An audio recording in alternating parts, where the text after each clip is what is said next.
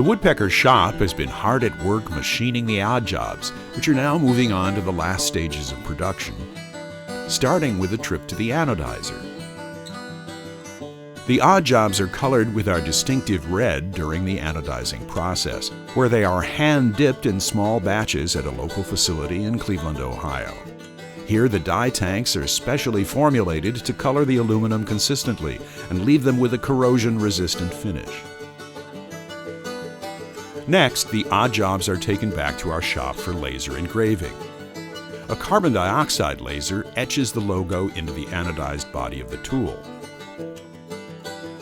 and a fiber laser marks the stainless steel rulers, engraving at a rate of 6 inches per minute.